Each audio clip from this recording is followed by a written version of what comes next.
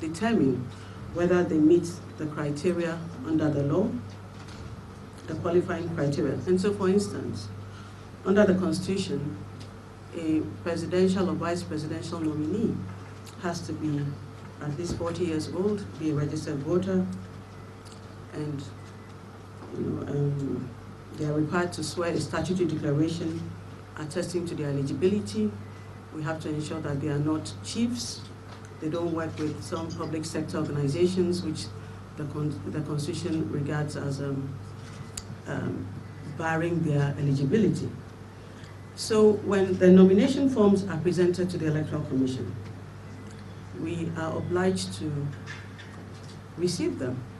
And we're also obliged to check that the details that have been provided are accurate and that the candidates qualify in accordance with the law. So the nomination process is a very critical part of the electoral process. And the Electoral Commission has continually urged prospective candidates to take the process seriously. This year, we started the process on the 8th of September by announcing that the forms would be available the following week. We also announced the filing fees for presidential and parliamentary candidates.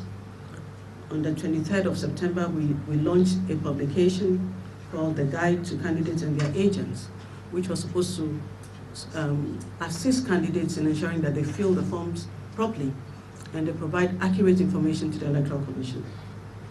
On the 26th of September, again, we issued a press release reminding all candidates of their duty to take the nomination process seriously and to ensure that their forms comply with the requirements of the law. This year, on the 27th of September, there was a little hitch with the nomination process when we were served with an application for an injunction by a political party restraining the Commission from receiving the published filing fees. And so that delayed the receipt of the filing fees until today, when we could finally receive that. However, on the 29th and 30th of 2016, between the hours of 9 a.m. and 12 noon and 2 p.m. to 5 p.m., as required by law, we received the nominations presented by 17 presidential candidates or their reps, and also thousands of parliamentary candidates across the nation. Now, under the laws that regulate the submission process, candidates can submit before the 29th and 30th as announced. And the benefit of submitting early is that it gives the Commission the opportunity to go through your forms and point out any errors or omissions which are on the face of the document so that you can correct. Even for candidates who filed on the 29th, there were some that we saw obvious errors and we pointed it out to them. And so they corrected it and brought it before the 30th. There were candidates who presented their nominations without pictures, and we gave them time to go and produce it. The only requirement under the law is that these errors or omissions are corrected before the deadline for filing of nominations, which was the 30th of September at 5 p.m. So today, following the receipt of the filing fees and the submitted forms last week, the Commission is now in a position to declare which nominations have been accepted for the presidential elections. And I think subsequently at the constituencies will announce which ones have been received for the parliamentary candidates. Now, the key criteria for presidential candidates to meet are that the forms you submit must be signed by the candidate. The forms must also be signed by a total of 432 registered voters across the country, because you need 2 voters to sign in every administrative district. In addition, 1 voter cannot endorse more than 1 presidential candidate. In the event that a voter endorses more than 1, it disqualifies both candidates. You must also name who your vice president nominee is, and the vice president nominee must meet the constitutional requirements and submitted to the returning officer, in the case of presidential, the chair of the Electoral Commission, on or before the date appointed for the receipt of nominations. The form should be submitted in include a properly attested statutory declaration which states that a candidate is eligible for the office of president and has met all the requirements. You must also add 4 pictures in accordance with the dimensions and specifications in the law, and finally, you must pay your filing fees. Now, the Commission is obliged under law to disqualify a candidate if any one of these requirements are not met. The law does not give the Commission the discretion to determine which obligations can be waived and which ones cannot be waived. If a candidate does not meet one of those qualifications or criteria, the candidate stands disqualified. So for instance, if your nomination form is not properly signed by the candidate, or the statutory declaration is not properly executed, or you do not present your filing fees in the mode or amount determined by the Commission, or you have less than 2 registered voters per district signing your nomination forms, or the proper details required for the registered voters in every district are not provided, or your designated vice president nominee does not meet the legal requirements of the office, in that case, the Commission is obliged to reject your nomination. So following the receipt of forms last week and payment of fees, we're now in a position to announce to the public the candidates who met the criteria and the candidates who did not. The Commission has endorsed their forms accordingly following our decision this morning, and we have also sent letters to all the candidates affected. So we go. The first one, Dr. Hassan Ayariga of the All People's Congress. The Commission is unable to accept Dr. Ayariga's nomination for the following reasons. The candidate did not provide evidence on his declaration as to his hometown or his residence in the constituency for the period specified by law. Secondly, 2 of Dr. Ayariga's subscribers also subscribed for another presidential candidate. This is in breach of Regulation 7.4 of CI 94. Now, when 2 subscribers are disqualified, the implication is that Dr. Ayariga does not have the requisite number of subscribers under Regulation 7.2b of CI 94. The details of the duplicate subscribers are as follows. Abaku Isifu, with voter ID number 2988006876 and polling station code J110202. These details will be made public. The second one is Abudu Ayuba on page 95 of Dr. Ayariga's forms with voter ID number 630-300-5554 and polling station code H200201. In addition, when you examine Dr. Ayariga's forms, the signatures of both voters are different on his nomination forms as against the other candidates who was endorsed as well. This raises questions as to the legitimacy of those signatures, and the Commission will be referring the matter of the possible forgeries of these signatures to the Ghana Police Service and the Attorney General for investigations and prosecution. Declaration on the statutory declaration is a criminal offense. Making a false declaration on forms for office or voting is a criminal offense. So is perjury, so is deceiving a public officer, and the second candidate, Dr. Edward Nasigri Mahama of the PNC.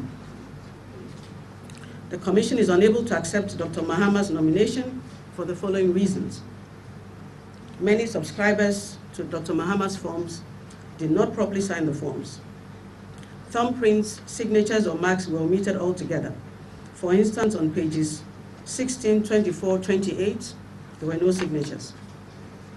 2 subscribers to Dr. Mahama's nominations also subscribed for another presidential candidate, Dr. Hassan Ayariga. These are, again, Abaku Isifu and Abudu Ayuba. We've provided their ID details already. As stated earlier, again, the signatures on the forms of these voters on Dr. Mahama's forms are different from the ones on Dr. Ayariga's forms.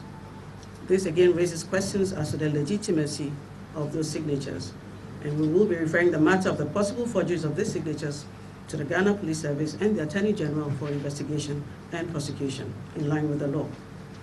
The third reason for rejecting Dr. Mahama's forms is that for a large majority of subscribers, the signature portion of their subscription was ticked rather than subscribed with a signature, a thumbprint, or a mark. It is important to point out that in law, a simple tick does not satisfy the requirements of the law where a mark is made in lieu of a signature or a thumbprint. A mark in law is an X made by a person who is illiterate or too weak to sign beside his or her full name. And according to the law dictionary, on the rare occasion that this occurs, the X should be within or next to a notation indicating the person's name or formally witnessed by another person to make the mark valid. We did not find the marks made on Dr. Mahama's forms valid. So in conclusion, Dr. Mahama does not have the requisite number of subscribers required under Regulation 7(2)(b) of CI 94, and his nomination cannot therefore be accepted by the Commission. Dr. Ejenim Boateng of the United Front Party. The Commission is unable to accept Dr. Boateng's nomination because a number of his subscribers do not meet the minimum required by under Regulation 7(2)(b) of CI 94. The details are as follows. One subscriber, Amadou Babia Latifa, with voter ID number 335700694 and polling station code K100-401, supported the nomination of another candidate in addition to Dr. Ejenim Boateng. This is in breach of Regulation 7(4) of CI 94. Further, the subscriber has different signatures on both candidates' nominations, again raising questions as to the legitimacy of the signature on both forms. We will again refer the possible forgery of the signature to the Ghana Police Service and to the Attorney General for investigation and prosecution. In addition, 3 of Dr. Boateng's subscribers supported the nomination of yet another candidate, and again with different signatures. This again is in breach of Regulation 7(4) of CI 94. The details of the subscribers are Alfred Yevuglo on page 35 of his forms with voter ID number 12700013632 and polling station code D091201. The second is Raymond Dagadu, again on page 35 of the forms, with voter ID number 12700012857 and polling station code D091201. And the third is Thomas Edu on page 67, voter ID number 37030131114 and polling station code F310202. Fourth candidate is Mr. Kofi Akpalu of the Independent People's Party. The Commission is unable to accept Mr. Akpalu's nomination because he did not meet the number of subscribers under the law in line with Regulation 7(2) of CI 94. The details are as follows. 3 subscribers supported the nomination of another candidate. That would be Dr. Ejenim Boateng, in breach of Regulation 7(4) of CI 94. Again, the cross-subscribers have different signatures on the nomination forms of Mr. Akpalu as against the nomination forms of Dr. Ejenim Boateng, raising questions as to the legitimacy of the signatures.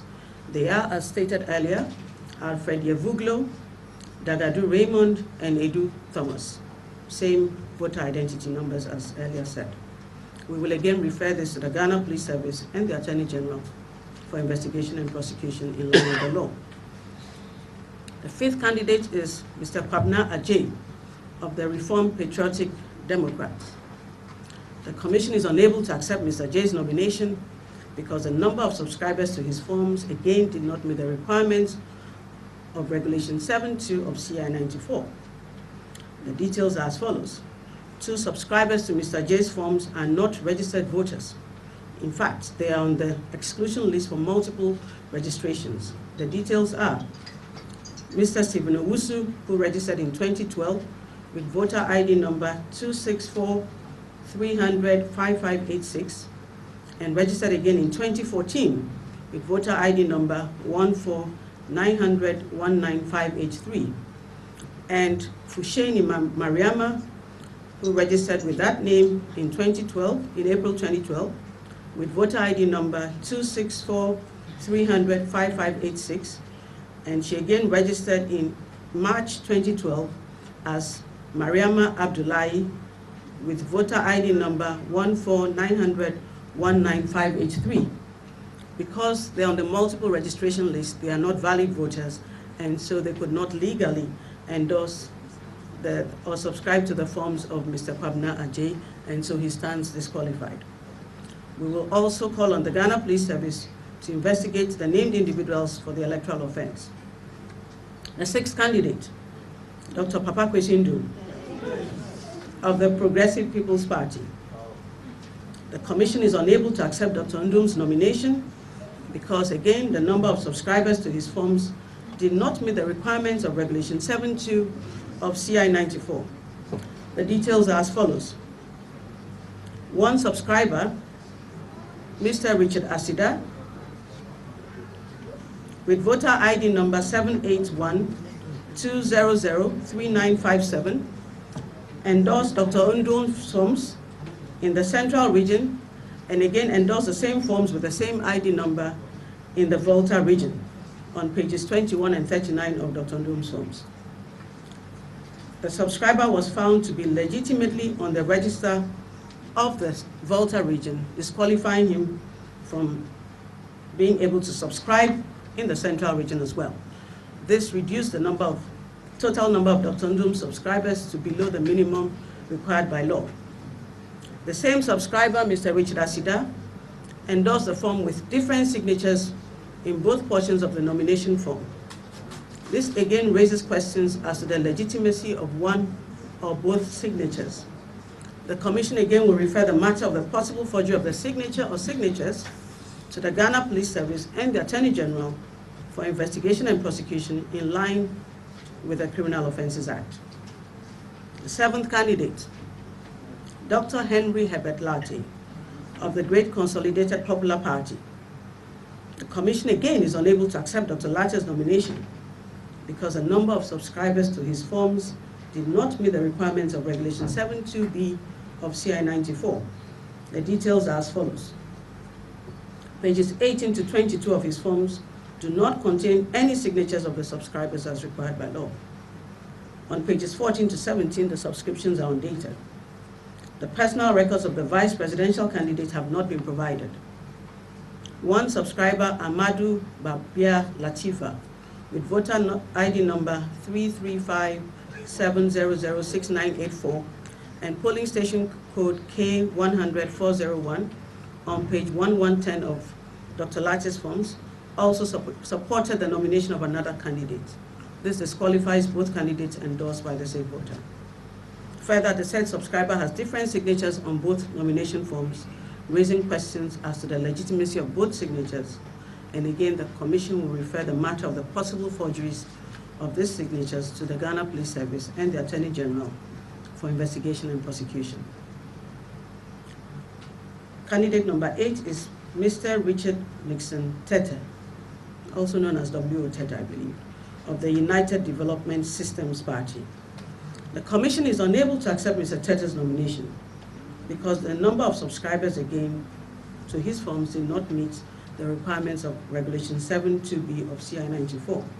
The subscribers are required to be registered voters, and almost all subscribers to Mr. Tete's forms had non-existent voter ID numbers. In addition, the candidate also did not pay the filing fees within the stipulated timeline, and so he stands disqualified.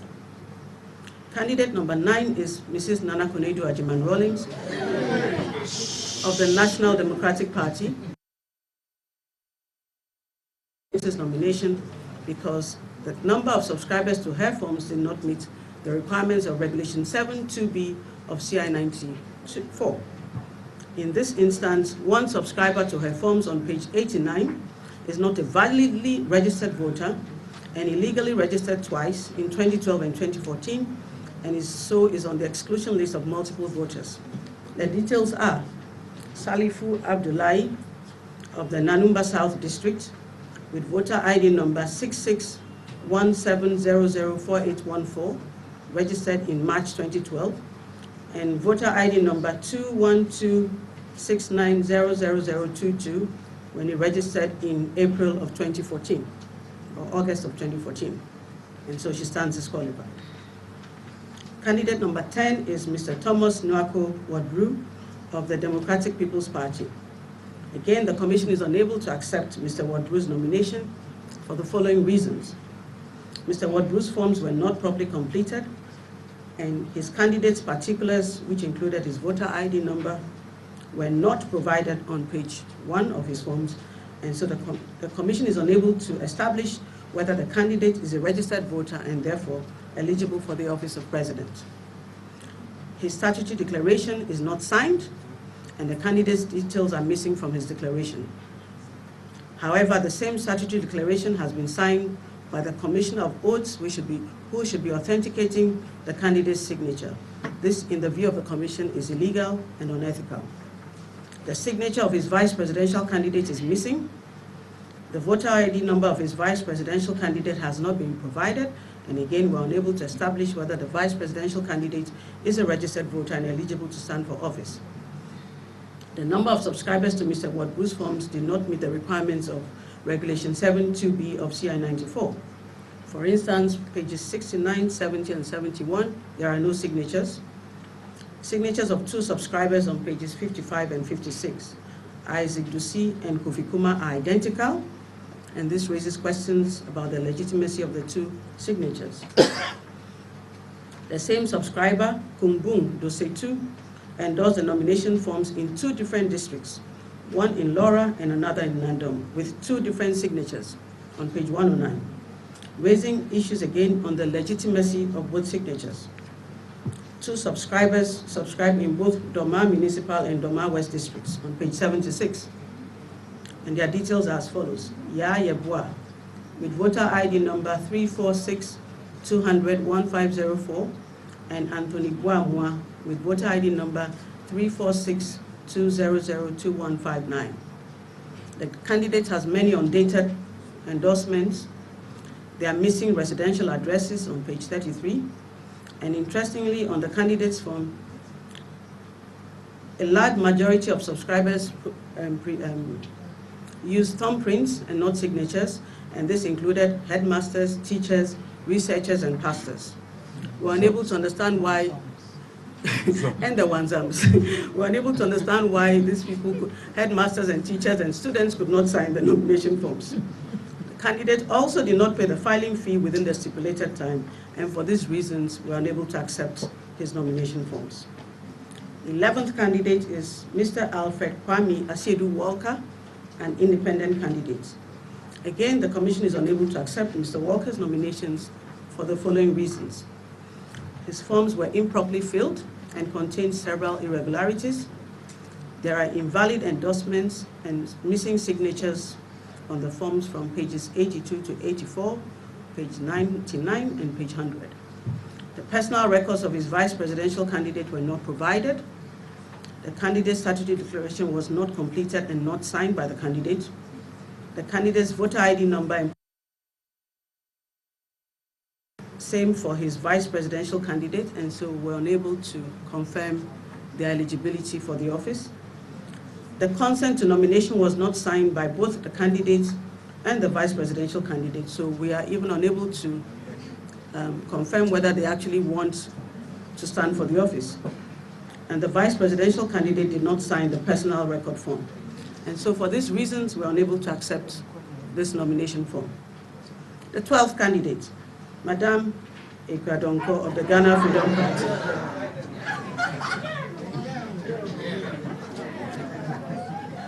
Again, the Commission is unable to accept Madame Donko's forms for the following reasons. The form was not properly filled. The consent to candidacy by the candidate and the vice president nominee were not signed. Residential addresses and polling station details of several subscribers were not provided. There were same signatures with different names on pages 48, 49, 50, all the way to 59. the candidate herself provided 3 different signatures on her forms. On the basis of the information provided to the Commission, the vice presidential candidate is not qualified for the office on the basis of age, because the date of birth given to us is October 15th, 1998, making her below the age for registration. And we may possibly have to call on the police to investigate the case of minor registration if the candidate is a valid voter. The candidate's statutory declaration was unable to accept this nomination. Mr. Akwesi Adai Odike of the United Progressive Party. The Commission has been served with court processes challenging the membership and candidacy of Mr. Akwesi Adai Odike by some members of the United Progressive Party. The processes seek to restrain the Electoral Commission from issuing, accepting, and registering Mr. Odike to contest the 2016 presidential election as a flag bearer of the UFP. The Commission is therefore unable to accept Mr. Odike's nomination forms until the matter in court has been concluded. We hope that Mr. Odike and the UFP would resolve the matter by October 14th, 2016, after which date the Commission would be unable to process his nomination.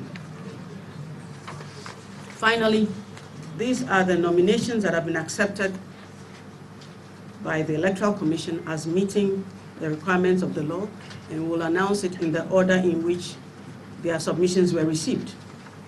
Nana Adodankwa Akufo-Addo of the New Patriotic Party, John Dramani Mahama of the National Democratic Congress, Ivor Kobina Greenstreet of the Convention People's Party, and Mr. Jacob Osei-Yeboah.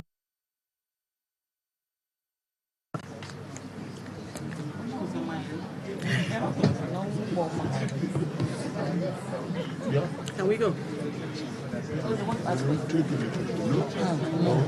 I don't think we should. Thank you very much. Thank you very much. No questions?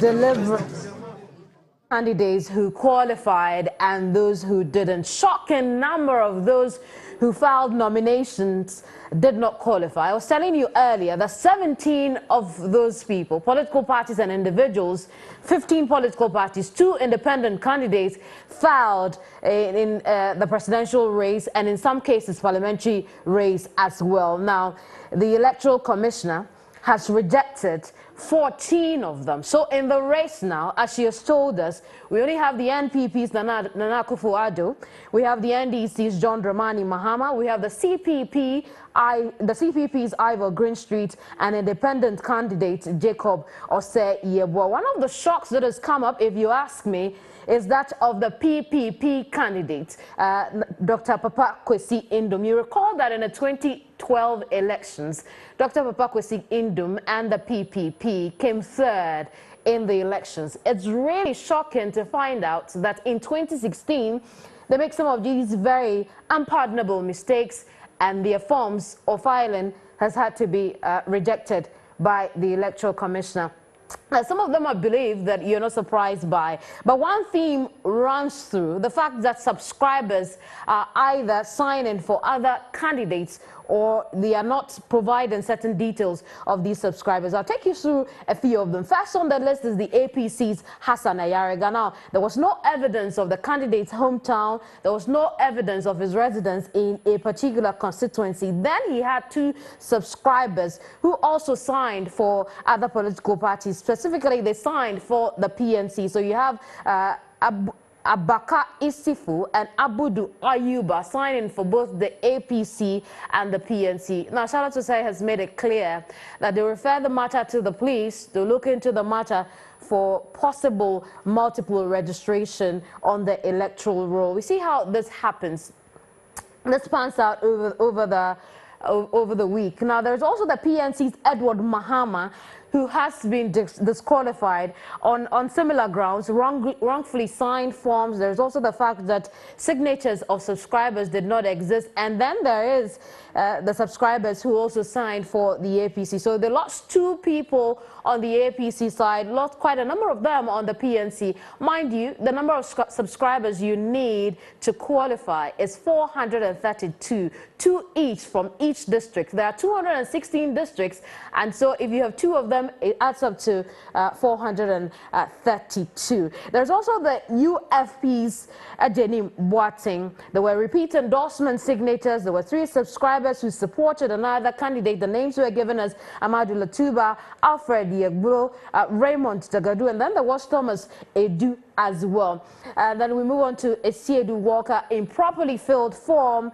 The vice president's details were not. How do you do that? How do you not provide the details of your vice president? There was also the fact that certain aspects of the form were not properly signed. Personal record of even the candidates were also not signed. Then there is a Kwiadonko from the Great Freedom Party.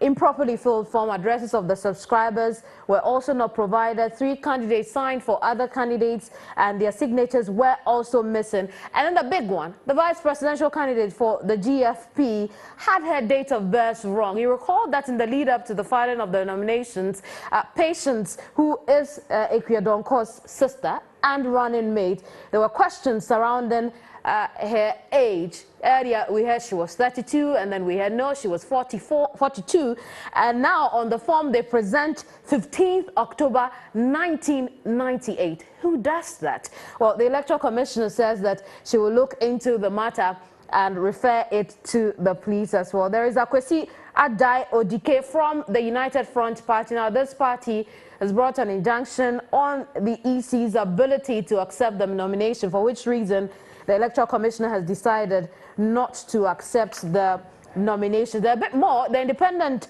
People's Party, Kofi Akpalu, who is leading that particular party, 3 subscribers supported another candidate. There were fewer subscribers also.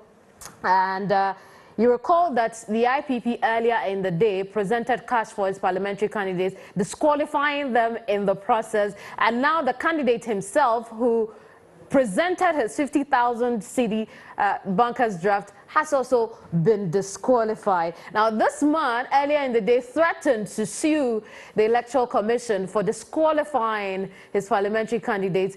It'd be interesting to know what he thinks about this. Now, I told you earlier about the PPP's presidential candidates who failed to give some subscriber information. There was one particular subscriber, Richard Aseda, who endorsed both in the Central region and in the Volta region. It turns out that Richard Aseda is only a registered voter in the Volta region, for which reason cannot endorse PPP in the Central region.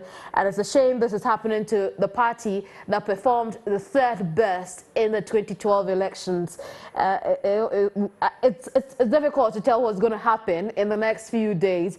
This is the same party that took the EC to court for charging exorbitant fees, as it described it, for the presidential and parliamentary race. There is Dr. Henry Latte from the GCPP, the Great Consolidated People's Party. Personal records you did not provide. You did not provide those of your subscribers as well. Some signatures were missing, and there were cross-subscribers. It leaves a lot of questions as to what happened in 2012. In 2012, did these parties not know this because they filed nominations as well? There's also the UDSP, the United Development System Party, I believe, where Richard Nixon Tete is presidential candidate. It's also been disqualified. Subscriber requirements were not met, and indeed he did not pay his filing fees. You can understand why he could not fill his form properly. Another shock in the list is Nana Kunedu Ajiman Rawlings of the National Democratic Party.